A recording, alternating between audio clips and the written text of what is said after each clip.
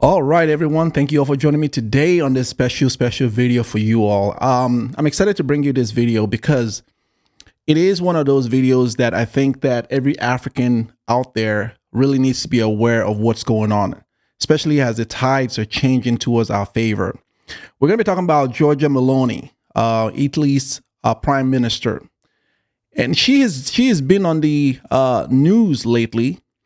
And I have to tell you, I am starting to like this lady. I'm not there yet, but I'm starting to like her.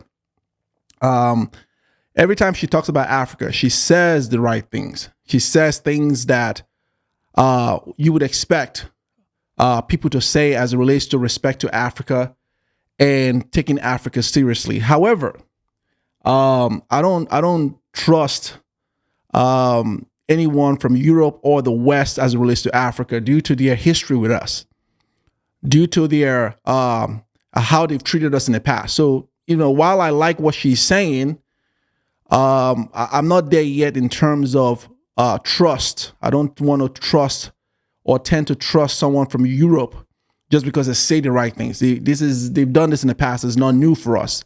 Saying the right things is what they use to keep Africa on its knees. But nonetheless, I want you to take a listen to this clip that that I have for you all. It's an interview she had with Fox News last year as it relates to Africa. A couple of things that I want you to pay attention to is what she says about Africa. I also want you to pay attention to the reporter from Fox News, who I think is shameful. The questions she was asking. This reporter talks about how Africa is a poor continent. And Giorgia Meloni corrects her by saying Africa is not a poor continent. So I want you to take a listen to this, and we're going to have a great conversation about it, because I think that this interview, very short, really is loaded. And it also gives you an insight to how white people think, gives you an insight to how Europe and the West think about Africa, which is why they've looted Africa all these years. And more importantly, I want you to see what is bothering them, what is concerning them right now as it relates to Africa's relationship with China. So anyway, let's take a listen to this, and I'll give my my review on this. First of all, Africa is not a poor continent. It's not. It is a continent that has many resources. Moreover, rare earth, metals, raw materials. 50% of arable lands, we're not taking care of that. And Africa today is victim of many external spoilers that work against its stability. It is something that can be used against us. And with regard to Africa, the issue of China comes up. Yeah. Yo, this lady is too much. I mean, China deranged syndrome is a real thing. This lady just went in, talk about how Africa is not a poor continent. It's a continent endowed with so many resources and riches, and all she cared to ask is about China. Yeah. But let's talk about China as it relates to China in Africa. That's what she's about to ask. This is exactly the mindset of the West when it comes to us. They don't care about us. They don't care. They have always had this mindset. This is why we don't trust them. This is why we don't fancy them anymore. This lady just sat there, listening to another one of a European woman from Italy, Prime Minister of Italy, talk about Africa is not a poor continent. Africa is a great continent endowed with so many material. Oh yeah. But as it relates to China in Africa, that is what she's about to ask. What a shameful person. And I want to ask you about that. Is China dominating or trying to dominate the continent and scooping up some of those raw materials and metals that you mentioned that are so critical? They are so bothered by the relationship Africa has now with China, that it is something that it's a deranged syndrome with the West and Europe. They are so bothered that Africa has now found a new buddy that the continent does business with, that has now shifted the West to the side, to the point now that they are so bothered by this. that she can sit there and hear what Africa represents, and she doesn't care. She's like, hey, what? Let's talk about how China is dominating Africa. First of all, China is not dominating Africa. China is not dominating Africa. I've talked about this on my podcast. I've debunked this whole myth regarding death trap, so-called death trap that the West likes to use to demonize the relationship between Africa and China with the loans China is giving to Africa. They exacerbated that whole thing, made it bigger than what it is. Those loans are tiny compared to the GDP that the country, for each country, especially the one in Nigeria, tiny. The loans that China is giving Nigeria is like 3% of its GDP. Peanuts. Same with many other African countries, but they will exacerbate that whole thing, make it look like Africa is about to be on its knees with China. And they can't stand the fact that China came to Africa differently from how they came. They came in to have us dependent on them. They came in as, okay, you guys look like you're impoverished. You look like you're malnourished. You look like you need help. Well, here's the white savior. We're going to help you. Don't worry. We got here. We are here to help you all. So don't worry about it. The white person is here. Praise the Lord. And that's how they've dealt with Africa all these years. And now when China comes in and say, hey, listen, let's mutually benefit here. Let's partner together. Let's see how we both can mutually benefit. They can't stand it because they see that that's a relationship that is much healthier than the one they came in with, which is why they have this China deranged syndrome. And they're so bothered by the relationship. They've lost that whole place. They've lost that place. They've lost it. They really have. And they're going to have to get over it. To technology. Absolutely. China has an important presence at the time in Africa. And, I think it's normal that everyone tries to defend its national interests. The problem is if we are able to do that. I mean, what I don't really agree with is the approach that sometimes the West world had with these countries. Mm-hmm. For the idea I have is that we are always ready to give advices, but not so ready to give a hand. They don't trust us a lot. Mm-mm. And I cannot say that they are completely wrong. That's why my opinion is that we have to change this approach. What I want to do is to bring investments in Africa. Bring investments not only to say we want to help. No, that's not geopolitics. If you want to do serious things, you have to do things that are useful for both. For example, now we have a problem in Europe about energy sources after the war. But Africa is potentially an enormous producer of energy, of every kind of energy, green energy, hydrogen, geothermic, they've got gas, they've got everything. So if we help them taking out and producing this energy, and we tie them with Europe, we will solve many problems together. What an amazing response. What an amazing response. I'm telling you, I saw that interview, and that's why I said I am starting to like that lady. I really am. I've seen her interviews in the past. And she's one that is vehemently opposed to France's involvement in Africa. She's been attacking and criticizing France's president, Emmanuel Macron. And I've really liked hearing her stance on how they need to change the strategy with Africa. Now, again, she's still a white person, and I don't trust too many things white people do because they always have an agenda. However, as it relates to Africa, she is the only one that seems to be saying something that others are not saying. She is a forward thinker. She is saying, listen, the way we went and dealt with Africa has not been a good thing. It has not been a good thing. It has cost us a lot. She is one that is dealing with immigration problem migrant problem in her country, like many European and Western countries. And the foreign policies that a lot of European countries had to destabilize Africa, they had no way. They didn't realize that they were going to bring problems to themselves with a lot of migrant issues that are going on right now. She's dealing with that in her own country. A lot of Africans migrating and trying to go to Italy. And it's overburdening her economy like many are experiencing either in the West or in Europe. And so she's been vocal about this. What are we doing wrong to cause these things in our countries? Why are these people moving to our country? I think it's because we have destabilized their regions. So she's the only one bold enough to at least speak the facts the way it is. The ones in the West, like the lady interviewing her from Fox News, who would like to pretend that Africa's problem has always been Africa.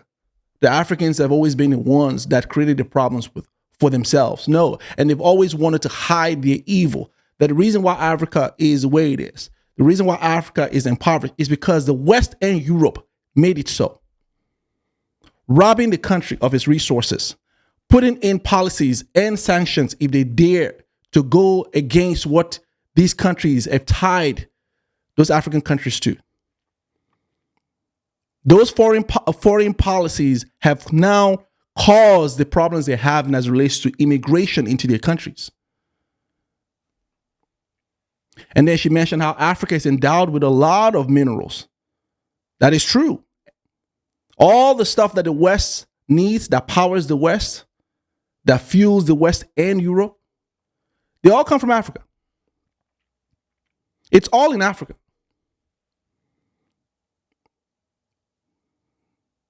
You get what I'm saying? Their lifestyle, their riches, all was gotten by robbing our continent, Africa.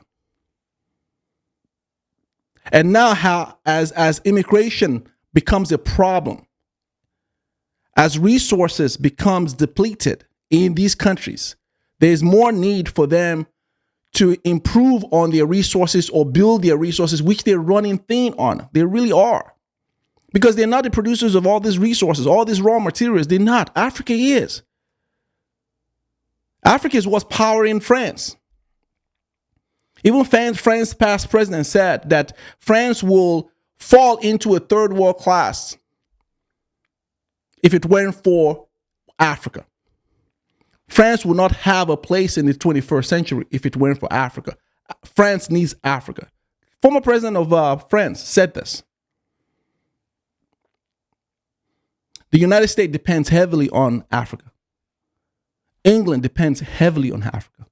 Italy, Australia. I mean, any Western country, name it. And they will brag about how they are so wealthy and all of that good stuff, and Africa is so impoverished, when the entire time they only are able to have the wealth they have because they keep robbing and they rob from Africa. How does that make you smart or intelligent when you're able to build your country by robbing from somebody else? If you were that smart, you would build your country with the resources in your country without having to rob from somebody else's resources. So she's the only one sounding this alarm and saying, hey, we've been going at this the wrong way, and it's now had a cascading effect on all of us, which they're all dealing with. Look at what's going on here in the United States with the migrants from Venezuela. Here's a case in point with that. Venezuelans they've been impoverished because of the foreign policy the United States put on them, which is to sanction them because they dared to oppose the U.S. Sanction them and sanction anyone or threaten to sanction anyone they do business with. So they crippled the economy, foreign policy. And so that country was not able to do business with everyone else because U.S. said, no, they won't leave them alone for them to build the economy. So now guess what? Those people are coming over here.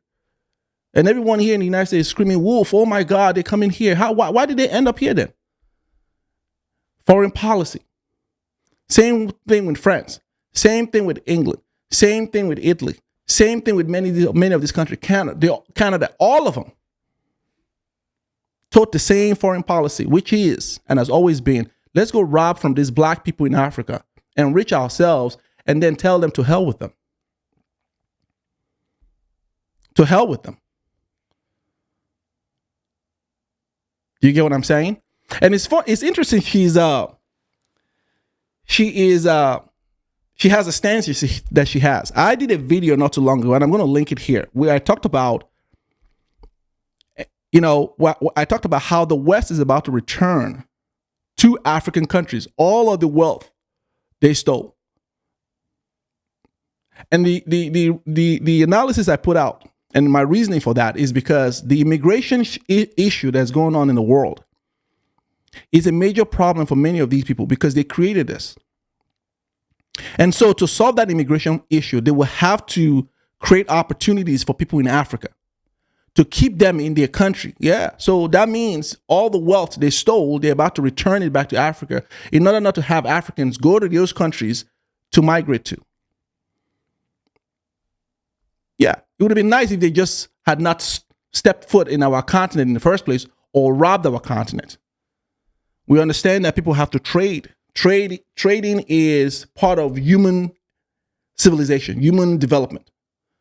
It is one of the oldest ways to form relationship. You have to trade, but not at the expense of robbing somebody, which is what the West and Europe has always done, is rob us. They don't go there and say, hey, how do we mutually benefit? How can we trade to where do two parties? You have what I want. Back in the days, you have what's called the barter system. You have the barter system. I have sugar, you have milk. I need milk, you need sugar. We barter. That's mutual exchange. No, the likes of the United States, England, and many of them, they don't go there with that. They're like, forget that. We don't care about you guys. You guys are animals anyway. We're not going to barter. We're just going to take it.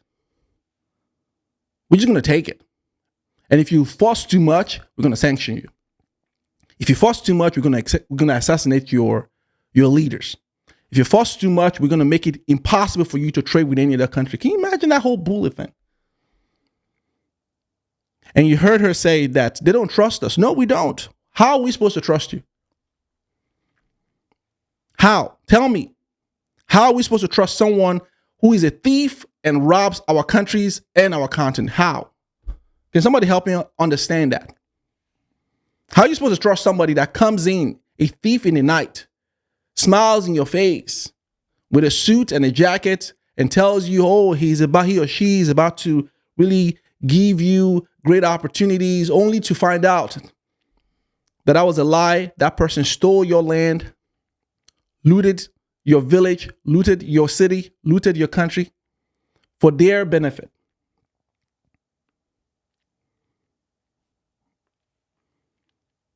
And so that's what's been going on. And that's why the China-African relationship has been a bother for all these people. Because China came in differently and said, hey, no, let's mutually benefit. And Africa was smart enough to say, you know what, I like how you came in. This other one right here is toxic. This other one right here came in imposing, telling me and giving me, they like to tell us what to do. That's exactly the West. They're so arrogant. They're so arrogant. We know better than you, so stop it. Don't tell us. We'll tell you because we're advanced, we are developed. Look where you at. And they forgot that Africa once was the only civilized continent in the world. And Africa ruled for thousands of years. They're using their presence in the world in the last 1,000 years. I'm talking about Europe now. And certainly the United States last 300 years. To boss themselves and say, oh, we're such mighty people on earth. Yeah, at the expense of somebody else's material. At the expense of somebody else's resources. I mean, I don't understand why they couldn't just go there like how China did. And say, hey, listen, you guys have these raw materials, Man, we could do something with this. We've got the the technology, we've got the infrastructure, we've got the machinery to be able to reproduce or convert this raw material into a finished product. How do we mutually benefit to where we are like 50-50 on this? You think that would be a reasonable thing people would do? No. Not for someone who's got an ill intent, who doesn't care about somebody else, who doesn't care about the skin color of somebody else, who doesn't care about the livelihood of men, women, and children in a country that you need their stuff from. Don't care about them. I'm just going to rob you. You're going to take your shit, leave you desolate, and then I'm going to blame you for your poverty. I'm going to blame you and say, hey, why are you not able to pull yourself up by your bootstrap? And the moment you try to do it, I'm going to knock you back down and say, hey, now you're trying to go away and go out of the set guidelines that I put in forth in my own country, in their own country. Can you imagine that type of evil? And so now they're all dealing with this. They're all dealing with that type of adverse effect of this, i.e. immigration, i.e. low on materials and raw materials. They're all into this AI thing. All of them are jumping into AI now, technology, right? The chips to power AI. Guess where it's coming from? Africa. Do you get what I'm saying? And so they're all bothered by Africa's new relationship with China. And they should be. Because there's only so many times you can abuse someone and they will take it. Then when time comes, they'll just say, you know what? I need to find a new friend. I need to go somewhere else. I need to start trading with somebody else. And I think the West and Europe they've all realized that when it comes to African sons and daughters and how we perceive them, it's not a good thing. It's not a good thing. I mean, they've never liked us. Their dislike for us has been one that you can't explain. Why? But we can explain why we don't appreciate or trust them, because they broke that trust by how they dealt with us. But you can never explain why they hated us in the beginning, because we never did anything to them. But again, that's where you put racism, bigotry, you put them in that bucket, where someone just dislikes you just because of the color of your skin and don't care about your well-being enough to really even do business in a fair dealings with you. So they're bothered.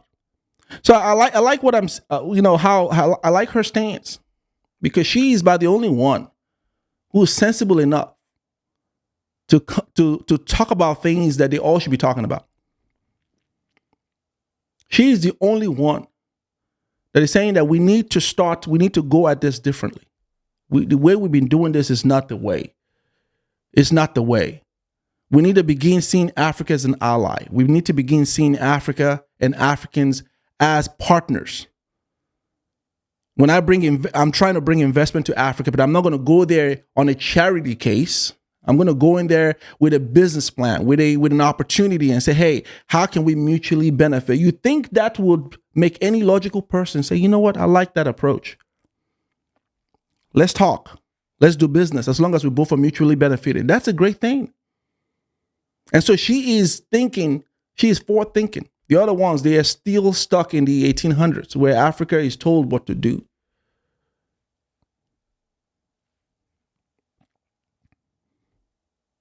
And then, so they're now obviously at a crossroad, because here comes China, here comes Russia, here comes a couple of these other countries that Africa is saying, you know what, we're going to do business with these people. We're going to do business with these people. You know, just because they're your enemies that don't make them our enemies. We're going to do business with them because they come into us, you know, on some respect and how we can mutually benefit. How does this mutually benefit our countries? Because if our countries are mutually benefiting from it, then it'll solve the immigration problem. It'll solve the Earth's problem, climate change. it'll solve a lot of things, which is what she said.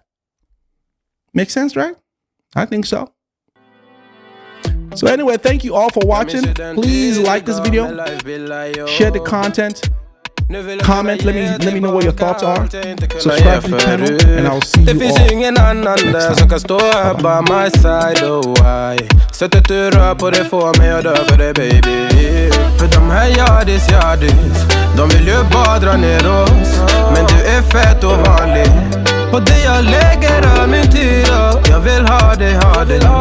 Du får mig känna safety. Jag kan nog leda, baby. Och jag kommer aldrig ändra mig.